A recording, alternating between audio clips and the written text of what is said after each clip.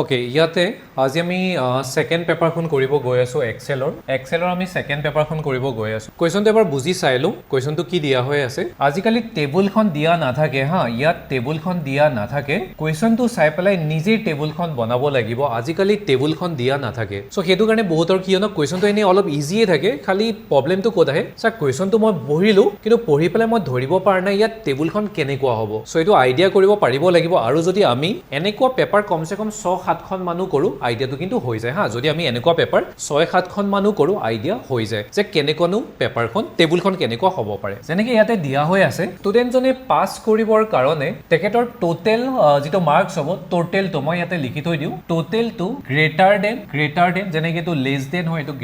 greater than or equal to 50 হ'ব লাগিব total যেটো মাৰ্কস আছে greater than or equal to 50 হ'ব প্ৰথম কথা তেতিয়া হলে কি হ'ব পাস লগতে আৰু এটা কথা দিয়া হৈ আছে তেখেতৰ যেটো এটেন্ডেন্স আছে হেতু মেটাৰ কৰে পাস ফেইলৰ ওপৰত এটেন্ডেন্সটো গ্ৰেটাৰ দেন 8 হ'ব লাগিব তেখেতৰ এটেন্ডেন্সটো গ্ৰেটাৰ দেন 8 হ'ব লাগিব তেতিয়া পাস কৰিব দুটা কন্ডিশন দিয়া হৈ আছে আৰু সদায় আমি মনত ৰাখিব লাগিব যদি কন্ডিশন দিয়া থাকে ইয়াত কন্ডিশন দিয়া থাকিলে সদায় আমি ইফ কন্ডিশনটোই ইউজ যদি কন্ডিশন দিয়া হৈ থাকে যেনেকৈ ইয়াত কন্ডিশন দিয়া হৈ আছে কেতিয়া পাস কৰিব কেতিয়া ফেইল কৰিব যদি কন্ডিশন দিয়া হৈ থাকে আমি সদায় ইফ কন্ডিশনটোই ইউজ কৰিম ওকে আৰু এটা কথা চাব লাগিব যদি পাস ফেইলৰ কথা থাকে আৰু ম্যাক্সিমাম পাস ফেইলে আহে হা আমি বেলেগ ধৰণও কৰিম কিন্তু পাস ফেইল অলপ বেছিকৈ কৰিম যদি পাস ফেইলৰ কথা থাকে প্ৰথম সদায় ফেইলৰ কামটো কৰিব লাগে তেতিয়া কৰিবৰ কাৰণে ইজি হয় কাৰোবাৰ যদি মন আছে প্ৰথম পাসৰ কামটো কৰিব পাৰে যদি কৰা মন আছে কৰি চাব অকনমান কমপ্লিকেটেড হৈ যায় ট্ৰাই কৰিব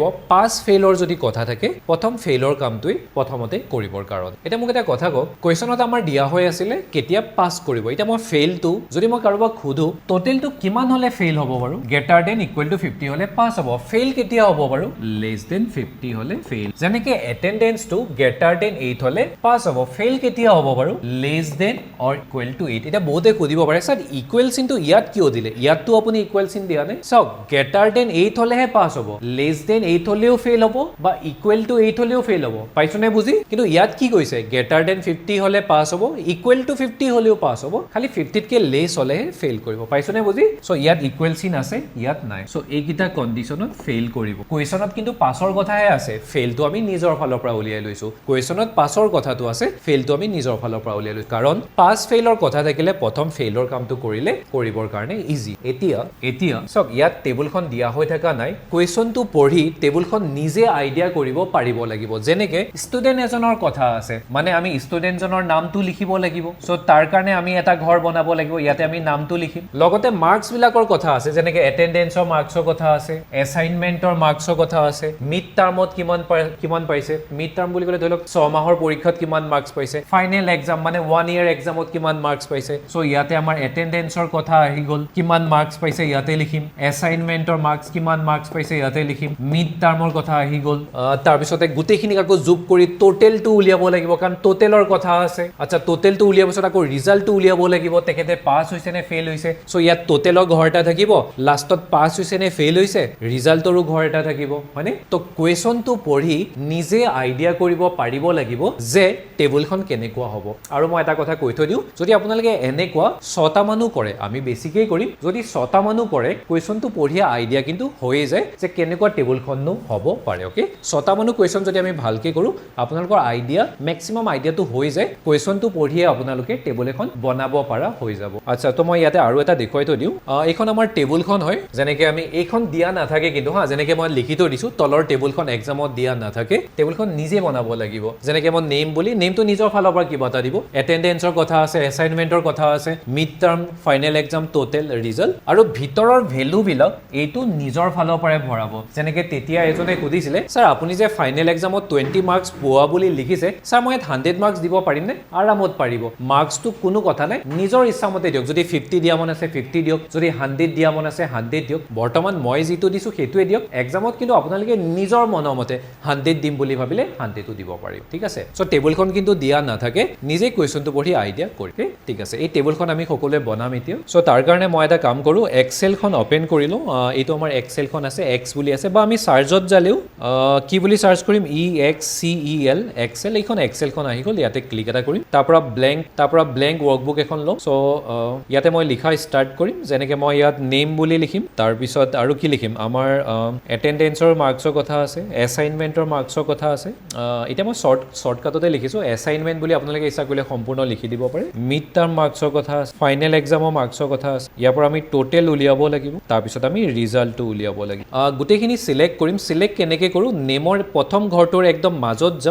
মাজত যাম আৰু অ'কেটো ধৰি মানে লেফ্ট বাটনটো অ'কেটো ধৰি পেলাই টানি লৈ আহিম গোটেইখিনি চিলেক্ট হৈ যাব তাৰ পৰা আমি বৰ্তমান হোমত আছোঁ এই অপশ্যনটোক বৰ্ডাৰ বুলি কোৱা হয় এই যে খিৰিকীখনৰ নিচিনা যে অপশ্যনটো আছে তাৰ ছাইডত যাম আৰু ইয়াৰ পৰা আমি অল বৰ্ডাৰ চিলেক্ট কৰিম লগতে গোটেইখিনি মাজত আহিব লাগে তাৰ কাৰণে এই যে তিনিটা অপশ্যন আছে ইয়াৰে মাজৰ অপশ্যনটোত ক্লিক কৰিম ওপৰৰ কালাৰটো মই অকণমান চেঞ্জ কৰিব বিচাৰিছোঁ ইয়াৰ একদম মাজত যাম অ'কেটো ধৰি টানি লৈ যাম আৰু এই যে ৰং মৰা টিংটো আছে ইয়াকে ফিল কালাৰ বুলি কোৱা হয় ইয়াৰ ছাইডত যাম আৰু ইয়াৰ পৰা যিকোনো এটা কালাৰ মই লগাই দিম যাতে টেবুলখন দেখিবৰ কাৰণে লাগে চ' সকলোৱে এনেকুৱা টেবুল এখন বনাওক ভিতৰৰ ভেলুবিলাক আমি নিজৰ ফালৰ পৰা ভৰাম এক্সামত নিজৰ ফালৰ পৰাই ভৰাব বৰ্তমান মই যি দিছোঁ তাকে দি দিলেই হ'ল নামটোত আমি বিবেক বুলি লৈছোঁ এটেণ্ডেঞ্চত 9 দিছোঁ এছাইনমেণ্টত কিমান দিম 12 দিওঁ মিড টাৰ্মত কিমান দিম 14 দিছোঁ ফাইনেলত কিমান দিছোঁ 30 দি দিছোঁ চ' সকলোৱে ভেলুকেইটা ভৰাওক অ'কে এতিয়া আমি টোটেলটো উলিয়াব লাগে ষ্টাৰ্টিঙত আচ্ছা টোটেলৰ ঘৰটো অকণমান ডাঙৰ কৰি ল'ব পাৰিম নে কেনেকৈ ডাঙৰ কৰিম এফ আৰু জিৰ মাজত যাম ওপৰৰ ফালে হা এনেকৈ তলৰ ফালে নহয় ওপৰৰ ফালে এফ আৰু জিৰ মাজত যাম অ'কেটো ধৰি টানি লৈ যাম এতিয়া টোটেলটো উলিয়াব লাগে মানে গোটেইকেইটাক চাম কৰিব লাগে এতিয়া চাম কৰিবৰ কাৰণে আমাৰ হাতত দুটা উপায় আছে হয়তো আমি হাতেৰে চাম ফৰ্মুলাটো লিখিম নহ'লে ক্লিক কৰিও আমি দুই ধৰণে কৰিম আজি হাতেৰে চাম ফৰ্মুলাটো যদি লিখিব বিচাৰে হাতেৰে লিখিলে ষ্টাৰ্টিঙত সদায় এটা চিন দি ল'ব লাগে কোনটো চিন বাৰু ইকুৱেল চিন যদি হাতেৰে ফৰ্মুলাটো লিখিম প্ৰথমতে হাতেৰে লিখিম সকলোৱে ইকুৱেল চিনটো দি লিও SUM চাম বুলি লিখিম চামৰ ব্ৰেকেটটো দিব শিফটটো দবাই পেলাই 9টো দবালেই ব্ৰেকেটটো আহে চ' সকলোৰে দিয়া হৈ গ'ল নে ইকুৱেল চিনটো দিছোঁ SUM চামৰ ব্ৰেকেটটো দিছোঁ এতিয়া কাক চাম কৰিম 9ৰ পৰা 30 লৈকে মানে গোটেইকেইটাক যোগ কৰিম 9ৰ একদম মাজত যাম অ'কেটো দবাই পেলাই 30 মাজলৈ টানি লৈ যাম 9ৰ একদম মাজত যাম অ'কেটো দবাই পেলাই 30 মাজলৈ টানি লৈ যাম গোটেইকেইটা চিলেক্ট হৈ গ'ল নে এনেকুৱা ডট আহিব গোটেইকেইটা চিলেক্ট হৈ গ'ল লাষ্টৰ ব্ৰেকেটটো যদি দিয়া মন আছে দিব নিদিলেও কথা নাই এক্সেলত লাষ্টৰ ব্ৰেকেটটো কম্পালচৰি নহয় জাষ্ট এণ্টাৰটো মাৰি দিলেই হ'ব সকলোৰে 65 আহিছে নে সকলোৰে 65 আহিছে এতিয়া এটা কাম কৰকচোন 65ত ক্লিক এটা কৰক আৰু ডিলিটটো দবাওকচোন কাৰোবাৰ ডেল বুলিও থাকিব পাৰে বা ডিলিটটো দবাই দিওঁ চ' এইবাৰ হাতেৰে নিলিখো ক্লিক কৰি পেলাই কৰিম এতিয়া ক্লিক কৰিলে ইকুৱেল চিনটো দিব নালাগে ইয়াত ক্লিকটো হৈ আছে ন ঠিক আছে চ' সকলোৱে চাওকচোন বৰ্তমান আমি হোমত আছোঁ হোমৰ একদম লাষ্টৰ ফালে এই চিনটো দেখা পাইছোঁ এই চিনটোক অটো চাম বুলি কোৱা হয় ইয়াৰ মাজত ক্লিক কৰিলেও হ'ব বা ছাইডত ক্লিক কৰি প্ৰথম অপশ্যনটোত ক্লিক কৰিম নহ'লে ডাইৰেক্ট মাজত ক্লিক কৰিলেও হ'ব ইয়াৰ একদম মাজত ক্লিক কৰি দিলেও হ'ব নহ'লে ছাইডত যাই পেলাই প্ৰথম অপশ্যনটোত ক্লিক কৰিলেও হ'ব তেতিয়া মানে কি হয় ন গোটেইখিনি সি নিজেই লিখি দিয়ে যেনেকৈ ইকুৱেল চিনটো আমি দিয়া নাই সি নিজেই লিখি দিছে চাম বুলি আমি লিখা নাই সি নিজেই লিখি দিছে গোটেইকেইটা আমি চিলেক্ট কৰা নাই সি নিজেই চিলেক্ট কৰি দিয়ে হয়নে আমি জাষ্ট এণ্টাৰটো প্ৰেছ কৰি দিলেই হ'ব এনচাৰটো 65 আহিব সকলোৰে 65 আহিছেনে এতিয়া আমি টোটেলৰ ঘৰটো অলপ সৰু কৰিম আৰু ৰিজাল্টৰ ঘৰটো অলপ ডাঙৰ কৰিম ৰিজাল্টৰ ঘৰটো ডাঙৰ কৰিবৰ কাৰণে জি আৰু এইচৰ মাজত যাম টানি লৈ যাম আচ্ছা এতিয়া আমি ৰিজাল্টটো উলিয়াব লাগে পাছ হ'ব নে ফেইল হ'ব তাৰ কাৰণে আমাক কি দিয়া হৈ আছে কণ্ডিশ্যন দিয়া হৈ আছে আৰু যেতিয়াই কণ্ডিশ্যন দিয়া হৈ থাকে আমি ইফ কণ্ডিশ্যনটো ইউজ কৰিম হা চ' আমি ইয়াত পাছ আৰু ফেইল যে উলিয়াব লাগে তাৰ কাৰণে কণ্ডিশ্যন দিয়া হৈ আছে কণ্ডিশ্যন দিলে আমি সদায় ইফ কণ্ডিশ্যনটো ইউজ কৰোঁ চ' ৰিজাল্টৰ তলত মানে এইখিনি জেগাত সকলোৱে ক্লিক এটা কৰিম এতিয়া কথা হ'ল আমি ইয়াত ইফটো হাতেৰে লিখিম নে ক্লিক কৰি পেলাই কৰিম আজি আমি হাতেৰে লিখি নাথাকোঁ ক্লিক কৰিয়ে কৰিম আজি অ'কে চ'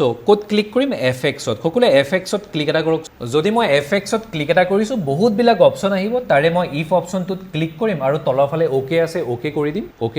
এনেকুৱা টেবুল এখন সকলোৰে আহিছেনে তিনিটা ঘৰ থকা প্ৰথম ঘৰটোত লজিক বুলি লিখা হৈ আছে তাৰ পিছৰ ঘৰটোত ট্ৰু বুলি আছে তাৰ পিছৰ ঘৰটোত ফলছ বুলি আছে লজিকটো বনাম যেনেকৈ মই কৈছিলোঁ পাছ ফেইলৰ কথা থাকিলে সদায় প্ৰথম ফেইলৰ কামটোৱেই কৰিব লাগে চ' এতিয়া মই সকলোকে সোধোঁ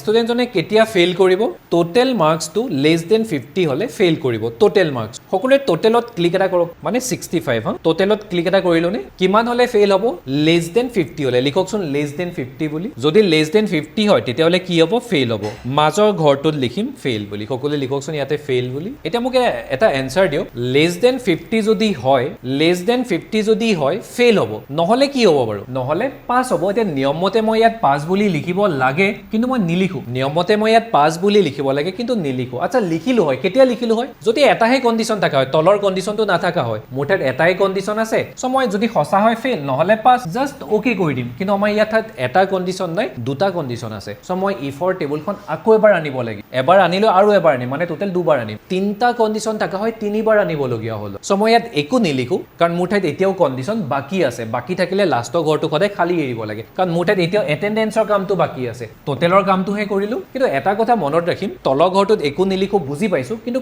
ক্লিক এটা কৰিব লাগিব ক্লিকটো কিয় কৰিব লাগিব তেতিয়া এই ঊৰ্ধ্বকমা এটা আহি যায় মানে ইয়াত আৰু সেইটো আহিব লাগিব নহ'লে কিন্তু এৰাৰ আহে চ' তলৰ ঘৰটোত মই ক্লিক এটা কৰিম ইয়াতে ঊৰ্ধ্বকমা এটা আহি যাব সকলোৰে আহিছেনে এতিয়া মই এই টেবুলখন কোনেও অ'কে নকৰিব হা অ'কে একদম লাষ্টত কৰিম এতিয়া মই নতুনকৈ টেবুলখন কেনেকৈ আনিম এতিয়া সকলোৱে ইয়াতে এটা বস্তু চাওক প্ৰথমবাৰ যে আনিছিলোঁ ক'ৰ পৰা আনিছিলোঁ FX-ৰ পৰা টেবুলখন আনিলোঁ এইবাৰ FX-ৰ পৰা অনা দৰকাৰ নাই এই ছাইডৰ ফালে এনেকুৱা চিন এটা যে আছে এই তিনিটা ডটৰ ছাইডত ইয়াত ক্লিক কৰিলে বহুতবিলাক অপশ্যন ওলাই আহে তাৰ পৰা মই ইফ অপশ্যনটো চিলেক্ট কৰিম টেবুলখন একদম নতুনকৈ আহিব সকলোৰে আহিছেনে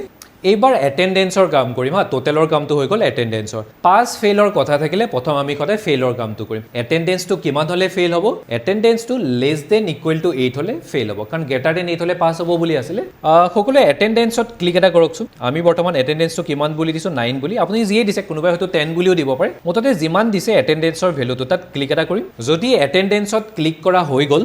কেতিয়া ফেইল হ'ব লেছ দেন ইকুৱেল টু 8 হ'লে ফেইল হ'ব লিখকচোন লেছ দেন ইকুৱেল টু 8 বুলি যদি লেছ দেন ইকুৱেল টু 8 হয় তেতিয়াহ'লে কি হ'ব ফেইল হ'ব মাজৰ ঘৰটোত লিখিম ফেইল বুলি চ' এইটো সঁচা হ'লে ফেইল হ'ব নহ'লে কি হ'ব বাৰু নহ'লে পাছ হ'ব এইবাৰ লিখি দিম কাৰণ আৰু কণ্ডিশ্যন একো বাকী নাই এইটোৱে লাষ্ট কণ্ডিশ্যন এইবাৰ লিখি দিম ইয়াতে লিখিম পাছ বুলি আৰু একো কৰি থকা দৰকাৰ নাই জাষ্ট অ'কে কৰি দিম এতিয়া সকলোৱে চাওকচোন ৰিজাল্টটো কি আহিছে পাছ আহিছে নে ফেইল আহিছে পাছ আহিছে এটা কাম কৰকচোন সকলোৱে এইটো শুদ্ধ হৈছে নে ভুল হৈছে নিজে চেক কৰিব পাৰিব লাগিব টোটেলটো 50তকৈ ওপৰত হ'লে পাছ বুলি দিছিলে চ' আমাৰ 50তকৈ ওপৰতে আহিছে ইয়াক আমি 50তকৈ তলৰ যদি কৰি দিওঁ এটা কাম কৰকচোন সকলোৱে ইয়াক 50তকৈ তলত কৰিব লাগে 30 জেগাত ফাইনেল এক্সামত 30 জেগাত 10 কৰক আৰু এণ্টাৰ মাৰক এতিয়া 50তকৈ কমি গ'ল 45 হৈ গ'ল ৰিজাল্টটো কি আহিছে ফেইল আহিছে আচ্ছা তাক আকৌ 30 কৰি থৈ দিয়ক এতিয়া এটা কাম কৰক এটেণ্ডেঞ্চটো অলপ কমাই দিয়ক 5 কৰি দিয়ক 5 বহুত কমাই দিয়ক 5 কৰি দিয়ক যদি মই এটেণ্ডেঞ্চটো 5 কৰোঁ আচ্ছা টোটেলটো কিমান হৈছে এটেণ্ডেঞ্চ 5 কৰা 61 50তকৈতো ওপৰতে আছে 50তকৈ ওপৰতে আছে তোৰ নিয়মতে ইয়াত পাছ আহিব লাগিছিল ফেইল কিয় আহিছে বাৰু কাৰণ এটেণ্ডেঞ্চৰ ওপৰতো ডিপেণ্ড কৰে